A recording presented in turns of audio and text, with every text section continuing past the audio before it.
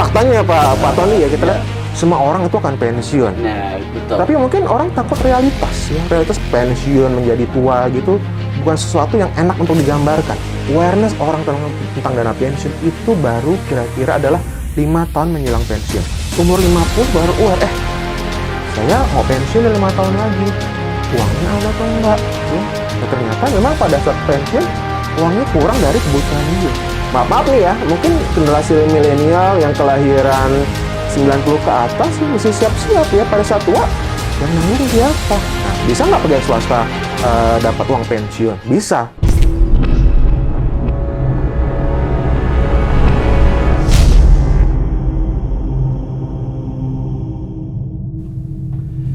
Halo Simpanizen, ketemu lagi di Inspiration Talk bersama saya Tondi Suradireja. Nah, kali ini kita akan berbicara mengenai melamun sampai pensiun. Melamun sampai pensiun artinya bengong sampai pensiun. Nah, jangan sampai kita menjadi bagian dari orang-orang yang bengong sampai pensiun. Kenapa? Tiba-tiba waktu pensiunnya sudah terlewat. Akhirnya kita bengong waktu pensiun. Jadi dari sekarang kita sudah harus bisa mempersiapkan diri kita secara finansial untuk menyongsong hari esok, untuk menyongsong hari pensiun di mana kita sudah tidak produktif lagi. Nah, Simpanizen, kalau kita bicara pensiun nih, hari ini kita kedatangan tamu yang sangat spesial. Kenapa? Tamu kita kali ini adalah Nur Hasan Kurniawan atau biasanya dipanggilnya Pak Nanang ya. Beliau ini, Pak Nanang ini adalah Ketua PDPLK, Perkumpulan Dana Pensiun Lembaga Keuangan. Jadi yang memang ngurusin urusan pensiun, ngurusin urusan dana pensiun. Ya, seperti itu. Nanti kita gali lebih lanjut. Kita sapa dulu yuk. Pak Nanang, gimana? Apa kabar, Pak? Siap, Pak Tony. Apa kabar? Sehat, Pak? Sehat, luar biasa. Yes. Biasanya gitu kan kalau kita ngomong kan. Bener nggak, simpatisan ya? Mesti yes kayak gitu. Bekas agen. Luar biasa. Selamat pagi. Padahal ini udah malam. Enggak deh. Sore. Pak Nanang, sehat ya? Alhamdulillah, Pak Tony. Siap. Alhamdulillah ya. Siap. Ini mumpung sekarang kan lagi pandeminya lagi turun nih, walaupun lagi naik lagi sedikit lah. Tapi nggak apa-apa nih. Yang penting semangat Pak Tony. Iya. Level 1, jadi kita bisa bersua nih. Siap. Kita bisa diskusi mengenai dana pensiun lembaga keuangan. Siap. Pak Nanang, ini banyak orang nggak tahu nih mengenai DPLK, dana pensiun lembaga keuangan. Betul. Ya, padahal itu kan yang mengelola dana pensiun ya kalau nggak DPPK ya DPLK. Betul. Kurang lebih seperti itu sesuai dengan amanat Undang-Undang 11 tahun 92 ya. Udah 30 tahun.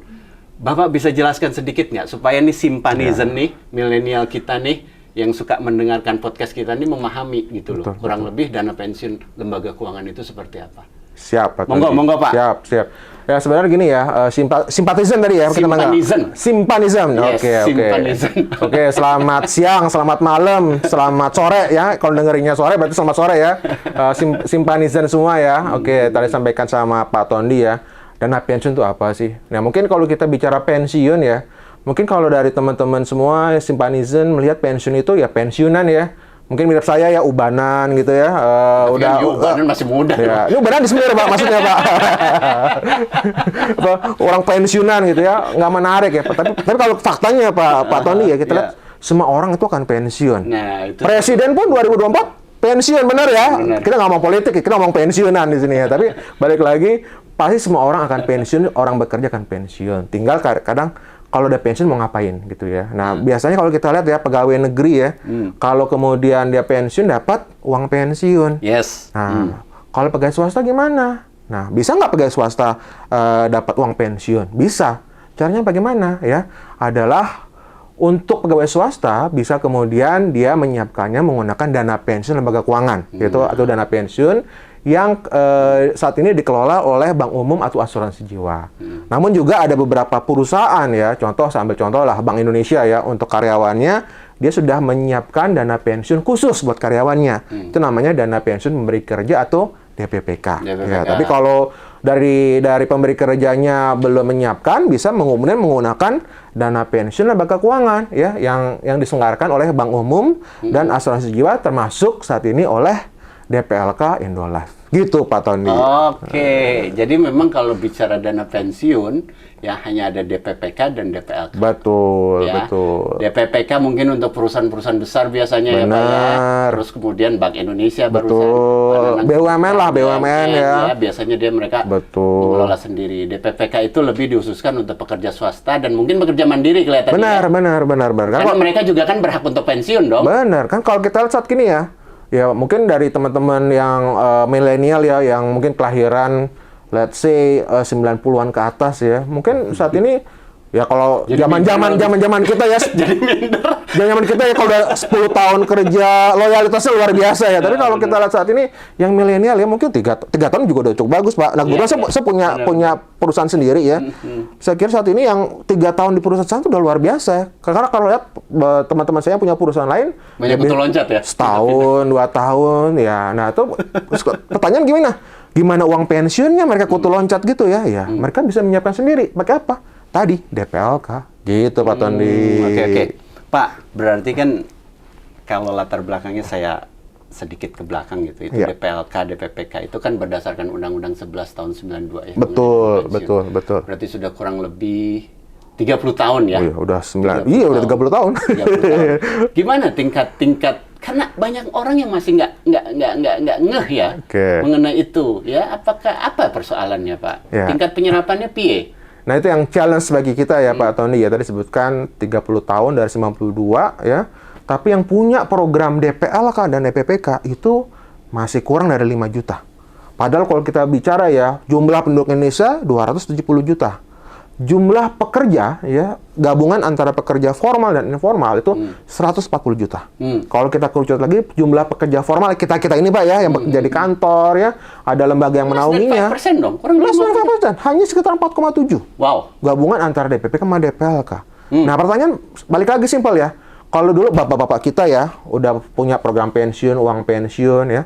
Namun kalau kita saat nggak punya pensiun ya, siapa yang kemudian nyantuni pada saat pensiun? Itu pertama. Nah, kemudian kalau bapak-bapak kita, ibu kita ya bekerja, anaknya minimum ya dulu 3 ya, 5 bahkan ada 10 orang ya. Sekarang anak berapa? Ya maksimum 2 ya. Ya, yes. Kang Bas juga ada How about you? 1. How about you? Saya 2, putri. Dua, oke, sama. Terus dan saya lihat salah lagi nih, seperti kondisi saat ini sambil contoh ya, di Jepang orang malah jarang menikah, sudah jarang menikah ya. Orang lebih kemudian nggak punya anak ya. Walaupun menikah nggak mau punya anak. Iya, mereka lebih suka ada kucing ya, ada pet di sana. Pertanyaannya Atau robot, Pak? Robot, iya robot. Kalau dulu orang tua kita anaknya banyak, begitu kemudian dia pensiun, nyantuni ya. Kalau masing-masing nyantuni 500.000 aja ya, anaknya ada 5, udah 2,5 juta ya. Yeah. Kalau sekarang punya banyak kucing gitu. Kucing mau kasih pensiun kan nggak mungkin juga. Nah, caranya bagaimana? Ya udah, siapin dana pensiun dulu gitu loh. Iya benar. Nggak mau ya? Iya. Tapi itu tantangan sih. Betul, 30 betul. tahun cuman berkisar antara 4,7% ya dibandingkan total pekerja. Betul, itu betul. kalau dibandingkan dengan industri lain memang tantangan. Tantangan. Kenapa Pak? Kan pasti ada lah, pasti ada penyebabnya. It's challenge ya. Kalau pendapat saya pribadi ya, pertama orang bilang wah literasinya nih orang nggak kenal pensiun ya. Saya pikir bisa bilang tadi ya, semua kan pensiun kok. Presiden aja juga 2 periode ya. Jadi sebetulnya mereka tahu dong. Tahu dong pensiun gitu ya. Betul. Tapi mungkin orang takut realitas ya. Realitas pensiun menjadi tua gitu bukan sesuatu yang enak untuk digambarkan ya. Mungkin orang lebih suka ya menggambarkan itu ada suatu gadget baru ya, ada mobil listrik baru ya dibandingkan ngomong uang pensiun. Nah, istilahnya bagaimana kemudian orang melihat bahwa pensiun itu suatu realitas dan itu nyata terjadi, orang nggak akan muda lagi. Nah, bagaimana nih menghadapi pensiun? Bagi saya gitu loh Pak Tony ya. Pak Nanang, you kapan mulai sadar? Semenjak bekerja atau rata-rata pernah nggak PDPLK melakukan sebuah research gitu? Rata-rata orang sekarang tuh rata-rata umur berapa sih sadar? Ayo siap pensiun. Nah, ini menarik Pak Tony pertanyaan kapan ya. Jadi kebetulan saya penelitian, kebetulan saya alhamdulillah baru lulus doktoral saya Yes. bulan Februari lalu dan memang Congratulations about that, terima Pak. kasih Pak Tony. Nah, kebetulan saya kemudian menukil ya, mencungkil ya terkait dengan dana pensiun. Tapi saya menggunakan satu dana pensiun pemberi kerja. Ya. Ya, DPPK. saya melakukan penelitian dengan responden kurang lebih 5.000 ya, kemudian ada jawaban sekitar 500. Nah, salah satu yang menarik di sini ya, awareness orang tentang dana pensiun itu baru kira-kira adalah 5 tahun menjelang pensiun. Jadi di perusahaan tersebut yang punya DPPK itu usia pensiun normalnya adalah 55 tahun. Yes. Jadi rata-rata umur 50 baru aware, saya mau pensiun 5 tahun lagi. Uangnya ada atau enggak ya? Nah, ternyata memang pada saat pensiun uangnya kurang dari kebutuhan dia. Telat dong. Telat. Teorinya lah ya, teorinya. Telat. Untuk orang-orang dana pensiun seperti kita ya 5 tahun, artinya dia di usia 50 tahun dia baru sadar, ya telat dong. Betul. Makanya challenge saya di sini adalah balik lagi, pensiun itu nyata akan terjadi, tapi secara realitas banyak orang mencoba menghindari, lebih suka menggunakan uangnya untuk kebutuhan konsumtif begitu sih. Nah, itu challenge ya, dan menurut saya memang that's happen in Indonesia gitu ya. Kalau ada suatu stand ya, satu buka rekening DPLK, satu buka rekening untuk diskon kopi ya. Ya yang kopi dulu nih yang laku, yang DPLK mau dikasih hadiah apapun ya ntar dulu pensiun masih lama gitu ya. Nah, tapi balik lagi that's the challenge, everybody will pension gitu sih. Tahu udah lewat ya. Udah lewat. Tinggal 5 tahun. Benar, dan balik lagi ya. Kalau kita bicara saat ini ya, penduduk Indonesia kan ya kalau zaman kita SMP ketahuan banget, tapi kalau tuanya SMP dulu ya, itu grafik. Jadi usia muda lebih banyak dibandingkan dengan usia muda ya. Terus yang usia tua lebih kecil lagi. Yes. Ini sudah mulai grafnya, piramid udah mulai membalik gitu ya. Anak-anak mau menjadi naik lebih atas sedikit. Ya? Iya. Jadi kita bicara kalau istilahnya tingkat ketergantungan hidupnya itu sudah makin tinggi, sementara yang nanti yang muda-muda support yang tua semakin sedikit gitu sih. Jadi ya maaf nih ya, mungkin generasi milenial yang kelahiran 90 ke atas ya mesti siap-siap ya, pada saat tua yang nanggung siapa? Pak Nanang sendiri ngelihat pensiun itu seperti apa sih kalau dilihat dari kesiapan finansialnya? How much, Pak? Kan kita pekerja swasta. Pak Nanang sebelum Lone Ranger kan swasta juga. Berdikari kan juga swasta juga, sama kayak saya gitu, kuli juga gitu kan. Siap. Nah, kita kan punya pesangon, Pak. Kita punya dana pensiun juga gitu ya, yang dibayarkan oleh pemerintah. Kita punya JHT, sekarang tambah lagi ada jaminan pensiun. Is it enough, Pak? Kemudian saya masuk ini, namanya bahasa kerennya ya, asingnya replacement ratio atau tingkat kecukupan hidup ya. Replacement ratio itu kalau kita bicara nilai wajarnya adalah 70-80% dari gaji terakhir sebelum dia pensiun. Jadi contohnya gini, katakan gaji terakhirnya dia umur 55, 10 juta. Nah, maka pada saat dia pensiun paling tidak dia punya uang bulanan 7-8 juta. Itu secara teori. Yes. Ya. Namun kemudian kita balikin nih, kalau secara faktual gimana ya? Secara mandatori ya, dari pemerintah Indonesia mewajibkan seluruh pekerja ya itu harus menabung ya, itu di BPJS Tenaga-Kerja. Itu kita kenal tadi Pak Tony sebutkan, ada jaminan hari tua ya, 5,7. ada jaminan pensiun ya. Ketiga kemudian sesuai dengan Undang-Undang Cipta Kerja ya, perusahaan diwajibkan untuk memberikan program pesangon yang itu 25,75 kali gitu ya. Nah, pertanyaan sekarang gini, JHT berapa sih kontribusi pada saat dia pensiun gitu ya? Itu kalau kita hitung aktuarial itu kurang lebih 12,60%. Ya, tadi kan 70% ya, 70-80, 12,60%. Ya. Terus kemudian kita bicara jaminan pensiun ya. Jaminan pensiun itu kurang lebih belum ada nilai aktuarialnya yang saya hitung. Itu tapi kurang lebih hanya 10% ya, 10%. Ya. Kemudian ada pesangon ya. Pesangon itu juga kurang lebih sekitar 10%. Nah, total kalau kita jumlahkan hanya 32%. Itu 30%. Tapi balik lagi nih JHT. Ini saya tanya nih Pak Tony ya. Mungkin bukan Pak Tony nih, teman-teman Pak Tony ya. Kalau resign gitu ya, JHT-nya diambil nggak sih? JHT-nya diambil. Biasanya kan diambil kan? Betul lebih kurang lagi tuh. Ini bukannya ini ya simpanism ya. Aku juga nggak mau ngejudge nih. Saya termaksud yang nggak diambil, Pak. Termaksud tidak diambil. Gitu. Karena berpikiran ya itu tadi. Kalau diambil ya nggak diambil aja masih kurang. Perhitungannya kan hanya 32-40%, padahal kita butuh setidaknya 70-80% kan kayak gitu. Jadi alhamdulillah Simpanizan Ini bukan ngejudge ya, silakan mau diambil atau enggak ya, itu terserah si It's yours. Kan memang duitnya kalian gitu. Cuman kalau konsep dana pensiun yang dipakai ya memang seharusnya tidak diambil gitu loh ya. Toh kan kita juga bekerja lagi di tempat lain kan, gitu ya Pak Nanang ya. Bekerja lagi tempat lain dan dibayarin juga sama pemberi kerja yang baru.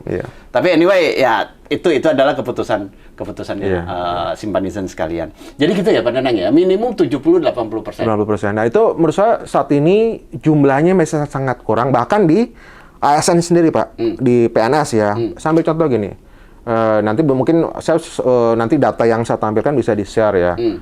Itu kita tahu dong, kalau saat ini kan pegawai negeri tunjangannya besar-besar ya. Tunjangan besar-besar ya.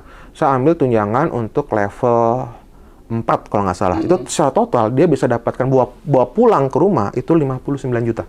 Ya. Gede dong 59 juta, gede banget ya. Tapi tahu nggak pensiunnya berapa? 4,2. Jauh dong. Antara bumi dengan langit dong. Berarti begitu dia pensiun tadinya dapat hampir 60 juta ke rumah ya. Begitu pensiun cuma dapat 4,2, ya kan? Sisanya gimana? Less than 10% gitu sih. Nah, itu contoh yang terjadi di depan mata kita dan itu ASN. Apalagi yang swasta. Gitu sih. Swasta mungkin malah nggak ada pensiun ataupun gini swasta ya. Dapat dana pensiun dikasih, ambil langsung gede, oh, invest kripto. Tapi langsung habis gitu sih. Itu juga banyak yang sesat. Kayak begitu tuh. Nah, itu Simpanisan. Itu Pak Nanang cerita yang pegawai negeri dan pegawai swasta yang lumayan lah ya kita masih punya. Nah ini Pak Nanang ini sekarang jadi Lone Ranger nih. Siap. Pekerja mandiri. Jadi mau nggak mau dia harus siapin dana pensiunnya dengan sebaik mungkin supaya apa? Supaya itu tadi ya yang biasanya makan ayam, daging gitu ya. Jangan kemudian tiba-tiba hanya makan tempe. Oke, anyway. Itu sesi pertama, Simpanisan. Kita istirahat dulu. Ini ada yang mau lewat. Nanti kita lanjutkan ke sesi berikutnya.